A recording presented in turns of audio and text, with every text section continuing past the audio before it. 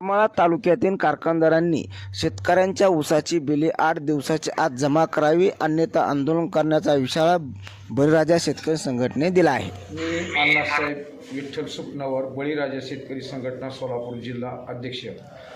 कारण करमाळा तालुक्यातील साखर कारखान्याने 4 ते 5 महिने झाले गाळप केलेल्या ऊसाचं अजून पेमेंट शेतकऱ्याला दिलेलं नाही आणि त्यांनी शेतकऱ्यांची चेष्टा चालवली आहे. आज शेतकऱ्यांना खत, बियाणं, पाईप असतील, मोटरी असतील, लाईट बिल भरण्यासाठी पैसे नसताना शेतकऱ्यांनी व्याजाने व सणवारीने पैसे घेऊन कामं करत आहेत आणि हे साखर सम्राट मस्त मजेत मिरवत आहेत.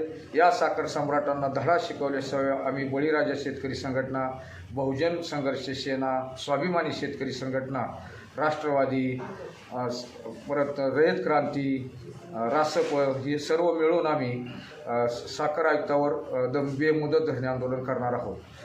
यांच्यासोबत तुमची चर्चा झाली आहे का, असं पत्र देता निवेदन? नाही, सर्वांबरोबर चर्चा झालेली आमची.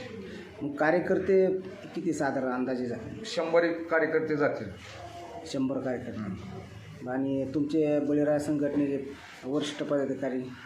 पंजाबराव पाटील येणार आहेत, बीजे काका आणि आम्ही जिल्ह्यातील उपस्थित आहात. हो. समजा त्या ठिकाणी तुम्हाला न्याय नाहीच मिळाला आंदोलन, तुम्ही पुढची दिशा काय? नाही, बेमुदत धरणे आंदोलन.